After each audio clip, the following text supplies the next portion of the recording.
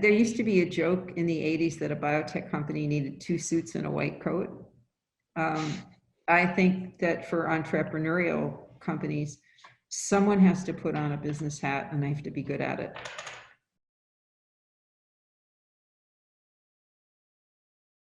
I think it's just mandatory, at least to be 2 people, because it's also very important to have someone when you're tired, when it's hard to work, or just having someone to say what you are thinking about.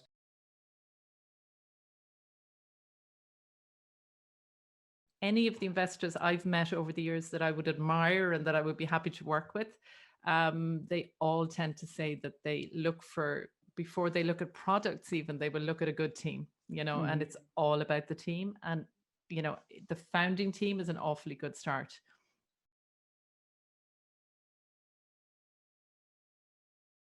We were both working out kind of on a freelance basis, and we're working with lots of other people. And I do think that when we did meet and started doing some work together, we kind of instantly admired each other professionally. And we kind of fairly quickly discovered that we both had the same business ethics and values. And that would probably be, and it may not be part of your question, but it would probably be one of my number 1 tips when you're looking for a co-founder, is to ensure that you have the same values and the same ethics, because I can't imagine, you know, doing all that hard work with somebody who doesn't share that with you.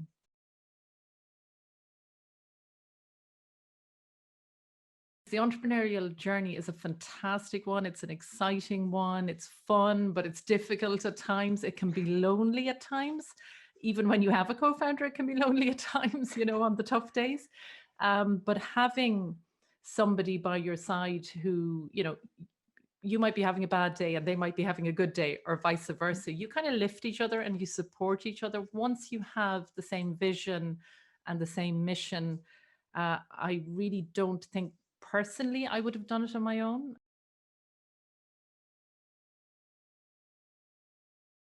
Need to have your radar on.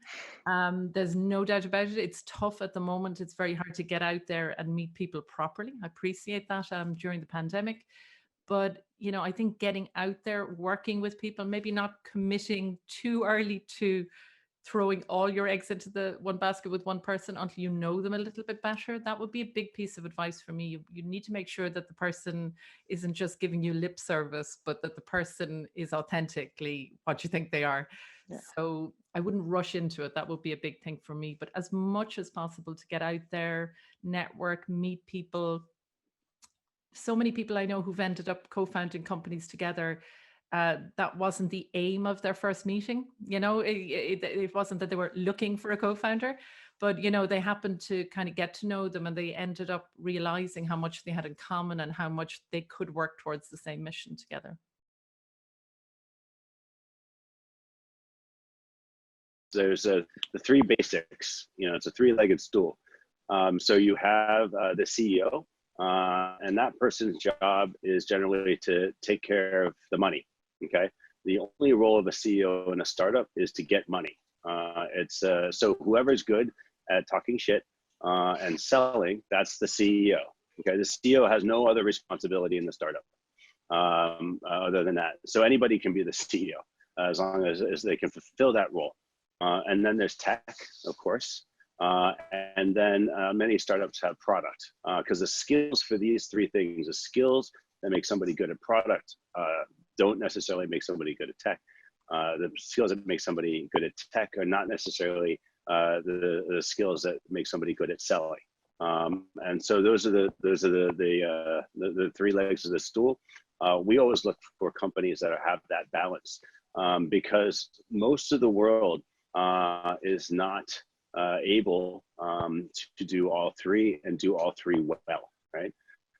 So one of the things that we look for is a technical co-founder that can actually find a salesperson who will stay in the room with them, you know, 24 hours a day, 7 days a week without going crazy. We also like to find salespeople and CEOs and basically those shit talkers who don't drive their technology partner crazy, because the personality types are quite different. And then product, is a bit of a balance. The one thing that is key to any startup that you cannot have a startup without is the tech side. But if you have tech alone, you will stay a startup and never become a company.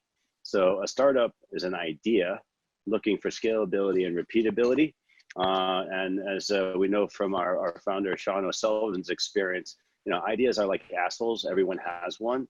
He had the idea to do ride sharing, but he did not execute. He did not want to break the law and do what Uber and Lyft did. He did not want to actually roll out that service.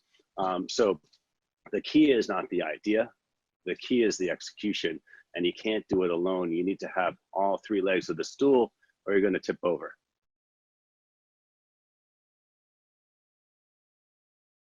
Recruitment is not only key, it's the essence of building a company and a product and what you want.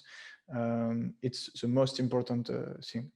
So maybe to me it's probably the most important skill you have to develop. It's recruiting the people that are adapted to the function and to the company. So basically, when we recruit people, we first make a round of selection on technical skills, and after we have a specific round for fit. For culture fit, I would say, and we target different value that we want to our team to have. For instance, we want people that prefer collective action before individual action. There are many different skills that we are looking for. Not skills, but behavior and value. And we have created a specific question that are not directly, that don't use these words, but where we can judge if these people seems to be as we want.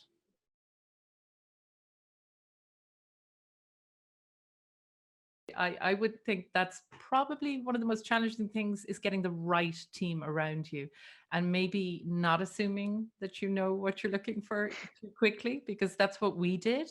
And we would have had in the early days many people come and go, which frankly was a really good thing. So I think it's important to be able to, let go also. You're not kind of madly trying to hang on to somebody who isn't the right fit for you.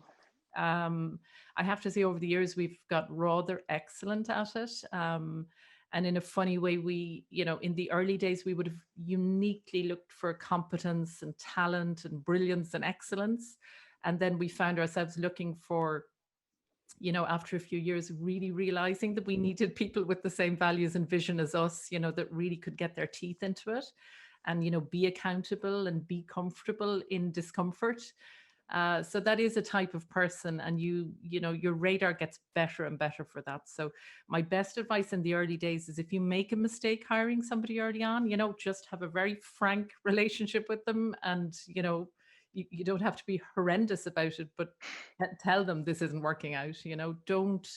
My biggest piece of advice, and I would have made this mistake early on, is kind of holding on to people even though I kind of knew it wasn't going to end well.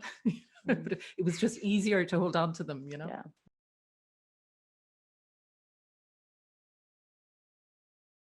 We choose people that are in general humble, and that are looking for collaboration and validation of their hypothesis, validation of their working plan, validation of their strategy by peers and experts. A huge motivation and a great basis, technical basis, and yeah, and good behavior.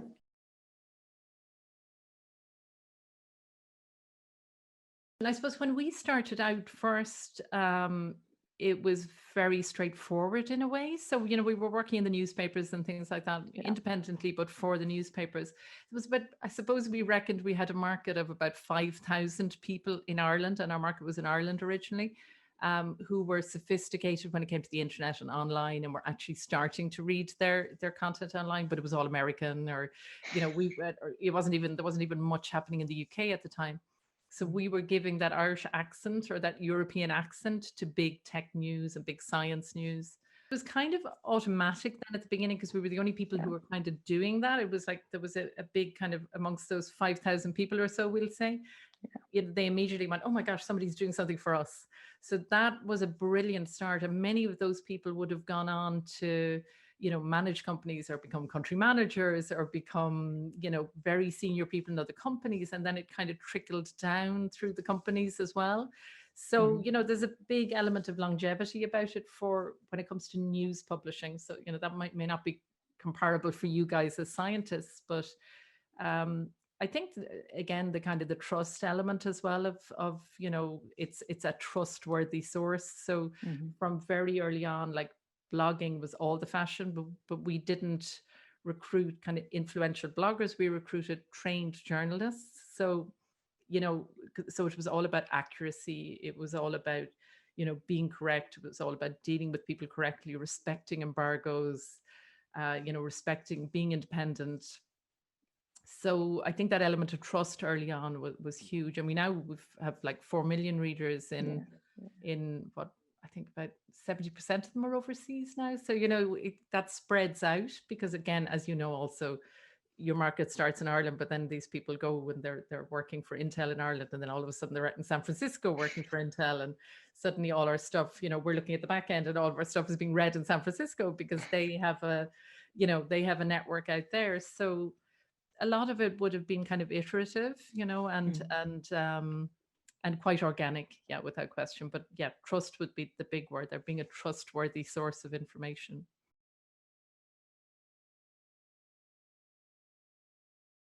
Once the values and purpose and ethics and vision are there, really it doesn't matter how different you are otherwise. You know, you can kind of deal with everything else, and particularly if you accept each other as, you know, flawed, quirky, whatever it may be, but as long as you're honest, you know, it's what, and we try to extend that to the whole team, because in the early days we wouldn't have done that, and now we find we have a culture of, you know, respect, kind of, you know, not the lip service of bring your entire self to work, but we actually all know each other quite well, and we kind of make space for that difference. So I actually think difference is incredibly important. If I look at the top 4 of us, we'd say the management team, the executive team within the company, we're all completely different and we all bring different things to the company, and it opens my mind every single day.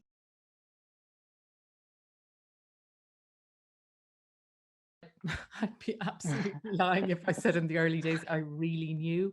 But, you know, in the early days, it was, for me, and I think it's a mistake that a lot of entrepreneurs make, and I say a mistake, but I think it's an inevitable part of the journey in a way, is we were very focused on the product, and, you know, we had each other, so, you know, that was the core team, you know, and we were so product focused that, no, we probably didn't think enough about the culture, and we would have made plenty of mistakes over the years. You know, never burn your bridges with people either. Okay, you're different, you're not getting on, whatever, you know, you can move on respectfully, and ensure that you actually, we still work with people who would have worked with us who now work for other people. So, you know, you retain and cultivate your network of people. And I think that only happens if you have a culture where you don't use people up and spit them out. You're not managing robots, so you're managing people who have their own issues outside work, their own challenges. You know, in the early days, I would have found probably the most difficult thing was that I always felt, you know, you cannot be close to your team, too close to your team. That would have been my philosophy early on, that, you know, if you need to be able to hire and fire, and, you know, so you're better off keeping a distance.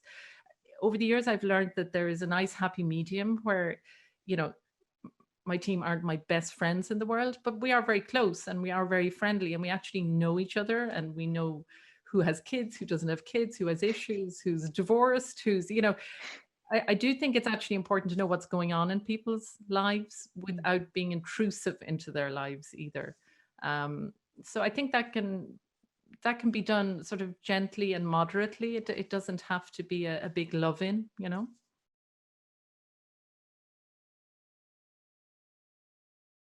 I think the most important thing to do is lead by example. So you need to first be accountable to yourself, then everybody, the co-founders need to be accountable to each other.